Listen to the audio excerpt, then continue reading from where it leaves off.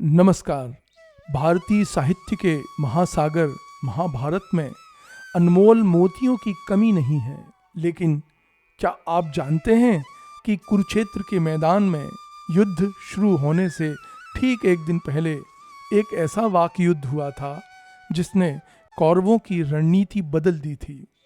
आज के इस अंक में हम जानेंगे कर्ण और पितामह भीष्म के बीच हुई टकराव की कहानी, जहां अहंकार और कर्तव्य आपस में टकरा गए थे।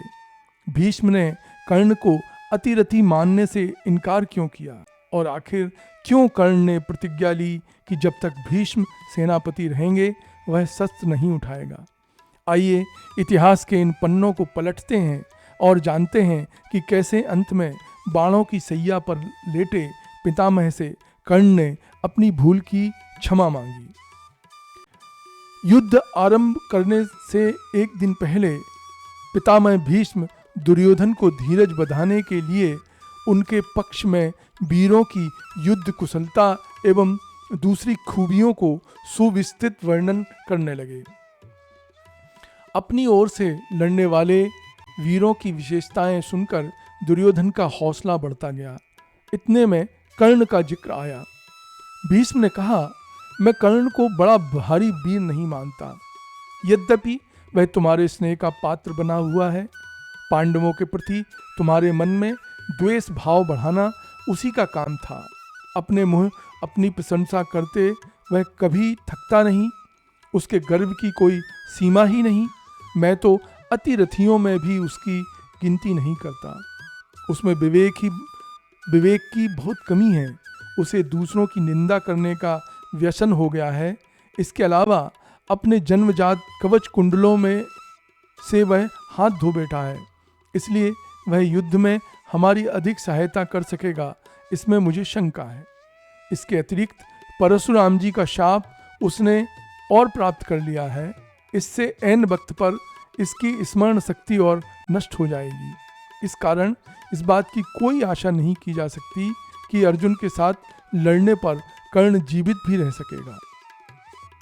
भीष्म की बातें सच्ची होने पर भी कर्ण एवं दुर्योधन को कड़वी लगी। इस पर आचार्य द्रोण ने भी जले पर नमक छिड़का। वह बोले, पितामह बिल्कुल ठीक कहते हैं। कर्ण मदान्ध है, घमंडी है। जिन बातों पर ध्यान देना चाहिए उनकी ओर ध्यान न देने के कारण तथा अनावश्यक बातों को तूल देने के कारण मेरा भी ख्याल है कि अर्जुन के साथ युद्ध में इसकी हार ही होगी। दोनों वृद्ध योद्धाओं की कड़वी बातें सुनकर कर्ण को बड़ा गुस्सा आया। उसकी आंखें लाल हो गईं। भीष्म की ओर देखकर वह बोला, पितामह, मैंने आपका क्या बिगाड़ा है जो आप मुझे हमेशा ही नीचा दिखाने के लिए कमर कसे बैठे रहते हैं? आप मुझसे इतनी घृणा क्यों करते हैं? इस प्रकार कड़वे वचनों से क्यों विदिते रहते हैं? इससे मेरे दिल पर उल्टा ही असर होता है। आपकी राय में मैं युद्ध के योग्य नहीं हूँ, तो आपके बारे में भी मेरी राय सुन लीजिए। असल बात यह है कि आप मुझसे नफरत करते हैं और दुर्योधन का भला नहीं चाहते। यही कारण है आप हर उचित अनुचित उपाय से हम दोनों मित्रों में फूट पैदा करने की चेष्टा करते हैं और मेरे प्रति दुर्योधन का स्नेह कम करने का प्रयत्न करते रहते हैं। आप इतने समझदार होकर यह अन्याय क्यों करते हैं? फिर बुढ़ापे के कारण आप में कुछ दम भी तो नहीं रहा जो इतना बढ़ चढ़कर बोल रहे हैं। आपको नहीं मालूम कि क्षत्रियों में इज्जत बुढ़ापे की नहीं बल्कि वीरता की होती है। दुर्योधन और मेरे बीच जो मित्रता कायम है उसे तोड़ने और हम में मनमुटाव पैदा करने का आपका प्रयत्न व्यर्थ ही होगा। भीष्म के प्रति इतना कह चुकने के बाद कर्ण दुर्योधन को संबोधित करते हुए बोला, महाराज, आप भली भांति सोच विचार कर वही करें जिसमें आपका हित हो। मेरी राय में तो इन बूढ़े भीष्म का भरोसा अधिक नहीं करना चाहिए। ये तो यही चाहते हैं कि हम में फूट पैदा हो जाए और सदा अनबन बनी रहे। मेरे बारे में इन्होंने जो कुछ कहा है उससे आपके मन में अड़चन ही पैदा होगी। यह मेरा तेज कम करने और मेरा हौसला पस्त करने को मानो कमर कसे बैठे हैं। ये तो नहीं सोचते कि बूढ़े शरीर का क्या ठिकाना, मौत तो इनके दरवाजे पर पहुंची हुई है। फिर भी गर्व इतना कि और किसी को कुछ समझते ही नहीं। माना कि वृद्धों से सम्मति लेना और उनकी सलाह माननी चाहिए, पर बुढ़ापे में कार्य शक्ति की एक सीमा होती है। पर ये बातें ऐसी करते हैं मानो फिर से जवानी आ रही हो, किंतु ऐसी ऊपर से थोपी गई जवानी भी क्या काम दे सकती है। आपने क्या सोचकर इन वृद्ध को सेनापति बनाया है? परिणाम यही होगा कि पराक्रम दूसरे लोग करेंगे और यश इनको प्राप्त होगा।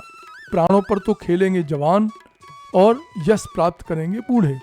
जब तक सेना का संचालन इन बूढ़े कांपते हाथों में रहेगा, तब तक मेरा हौसला तो बढ़ेगा नहीं, मैं लड़ाई नहीं कर सकूंगा। मुझे तो आप भीष्म के बाद ही याद करना, मैं तभी हथियार उठाऊंगा। घमंड में भूले व्यक्तियों को अपने दोष नहीं सूझते।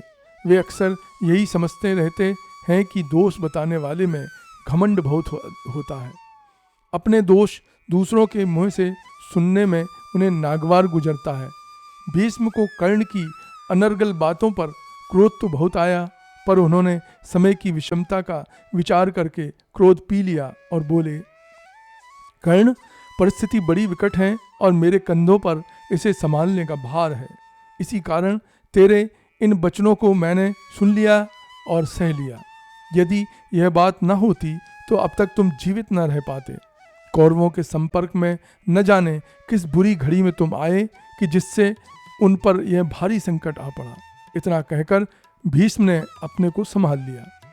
दोनों को इस प्रकार वाक युद्ध करते देख दुर्योधन बोला, पितामह, आप शांत हो जाएं।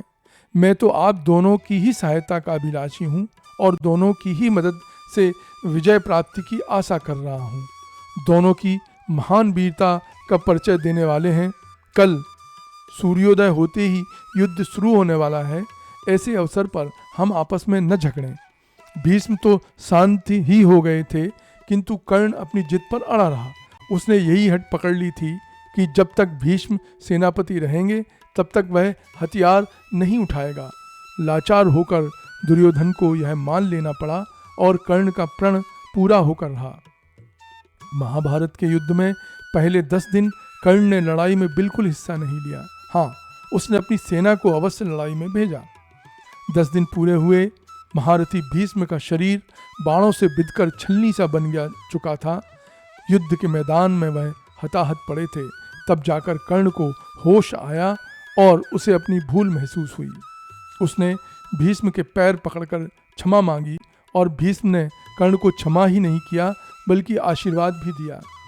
इस पर स्वयं कर्ण की प्रेरणा से आचार्य द्रोण सेनापति बनाए गए। द्रोणाचार्य के सेनापतित्व में कर्ण ने युद्ध में हिस्सा लिया। द्रोणाचार्य भी खेत रहे। उनके बाद फिर कर्ण ने कौरव सेना का सेनापतित्व स्वीकार करके युद्ध का संचालन किया। यदि आपको भारतीय इतिहास, पौराणिक कथाएं और गर्भनाल पत्रिका के ये अनमोल विचार पसंद आ रहे हैं तो हमारे चैनल को सब्सक्राइब करना न भूलें। बेल आइकन दबाएं ताकि आप हमारी 365 दिन 365 कहानियाँ श्रृंखला का कोई भी भाग मिस ना करें। वीडियो को लाइक करें और कमेंट में बताएं कि आपकी नज़र में कर्ण का निर्णय सही था या गलत।